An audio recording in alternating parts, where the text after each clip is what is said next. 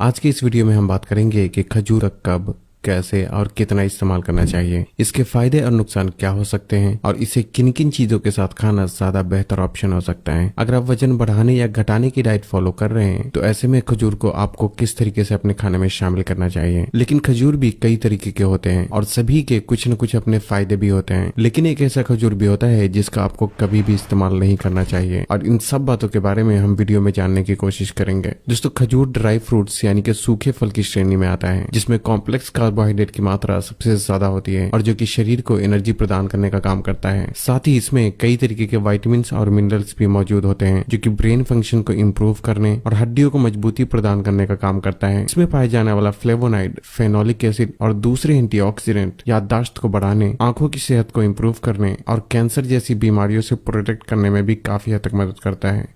इसका कब और कैसे इस्तेमाल करना चाहिए। वैसे तो खजूर का कभी भी इस्तेमाल किया जा सकता है, लेकिन पूरे दिन में 3 वक्त ऐसा होता है जब खजूर का इस्तेमाल करना ज्यादा बेहतर ऑप्शन हो सकता है। एक तो सुबह खाली पेट, दूसरा नाश्ते के बाद और दोपहर के खाने से पहले जो 11 से 12 बजे का वक्त होता है उस वक्त भी खजूर का इस्तेमाल किया जा सकता है, और तीसरा शाम के 4 से 5 बजे के वक्त भी भूख लगने पर खजूर को स्नैक्स के रूप में इस्तेमाल किया जा सकता है। इतना ही नहीं, अगर आप एक्सरसाइज करते हैं तो इसे प्री और पोस्ट वर्कआउट मील के रूप में एक वाइट यानी अंडे की सफेदी के साथ इस्तेमाल किया जा सकता है, क्योंकि इस तरह से खाने से शरीर को कार्बोहाइड्रेट और प्रोटीन दोनों मिल जाते हैं। इसके अलावा खजूर का चीनी की जगह भी इस्तेमाल किया जा सकता है, क्योंकि ये चीनी की तरह मीठा होने के साथ साथ सेहत के लिए भी बहुत ही फायदेमंद होता है। खजूर से बनी चीनी ऑनलाइन भी खरीदा जा सकता है, लेकिन उसकी क्वालिटी अक्सर ही अच्छी नहीं होती, इसलिए मैं रिकमेंड करना चाहूंगा कि आप इसे अपने घर पर ही बनाएं। इसके लिए बस आपको इतना करना है कि खजूर को अच्छी तरीके से धूप में सुखा लें और फिर मिक्सर में डालकर पीस लें, जिससे कि ये बारीक दाने में तब्दील हो जाएगा और फिर आप जहां चाहें इसे चीनी की जगह पर इस्तेमाल कर सकते हैं। यकीन माने, इसे आप जहां भी इस्तेमाल करेंगे ये उसके टेस्ट को काफी हद तक इम्प्रूव कर देगा। खजूर से बनी चीनी आप किस तरीके से बना सकते हैं उस बारे में आपको यूट्यूब पे भी बहुत सारी वीडियो मिल जाएगी।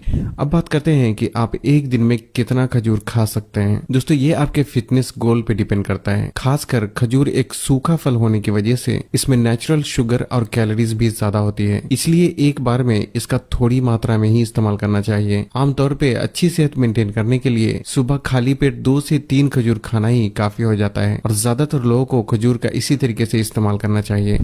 अब बात करते हैं कि अगर आप वजन बढ़ाने या घटाने की डाइट फॉलो कर रहे हैं तो ऐसे में खजूर को आपको किस तरीके से अपने खाने में शामिल करना चाहिए। खजूर हाई कैलोरी फूड होने की वजह से ये वजन घटाने में कोई खास रोल प्ले नहीं करता। हालांकि अगर आप वजन घटाने की डाइट फॉलो कर रहे हैं तब खजूर को एक हेल्दी फूड के तौर पर 2 से 4 पीस आप एक दिन में इस्तेमाल कर सकते हैं, लेकिन ज्यादा मात्रा में आपको इसका इस्तेमाल नहीं करना चाहिए, नहीं तो वजन घटने के बजाय बढ़ सकता है। लेकिन अगर आप हेवी वर्कआउट करते हैं और वजन बढ़ाना चाहते हैं तो 5 से 6 खजूर का किसी प्रोटीन फूड के साथ दोपहर और शाम के वक्त खाए जाने वाले हल्के नाश्ते के रूप में भी इस्तेमाल किया जा सकता है। हालांकि वजन का बढ़ना और घटना दोनों ही पूरे दिन खाए जाने वाले खाने पे ज्यादा डिपेंड करता है। कौन सा खजूर नहीं खाना चाहिए। दोस्तों, खजूर कई तरीके के होते हैं जिनमें से ज्यादातर शरीर के लिए फायदेमंद होता है, लेकिन एक खजूर ऐसा भी होता है जो यूं तो अंदर से बहुत ही सख्त लेकिन बाहर से चिपचिपा और रस से भरा हुआ होता है, मानो ये खजूर नहीं गुलाब जामुन हो। इस खजूर को चीनी से बने केमाम में डुबोकर निकाला गया होता है और जिसकी वजह से बाहर से ये इतना रसीला दिखता है। ये खजूर बहुत ही कम कीमत पे हर जगह आसानी से मिल जाता है, लेकिन इस तरह का खजूर का लगातार इस्तेमाल करने से ये फायदे के बजाय शरीर को नुकसान पहुंचा सकता है। इसलिए खजूर चाहे आप किसी भी टाइप का क्यों न खरीदें, एक बात का हमेशा ख्याल रखें कि वो बाहर से चिपचिपा और रसीला बिल्कुल भी ना हो, क्योंकि कुदरत ने दुनिया में जितनी भी खाने की चीजों को बनाया है उसके अंदर रस होता है, बाहर नहीं। बाहर रस वाली चीज तो इंसानी दिमाग की पैदाइश होती है।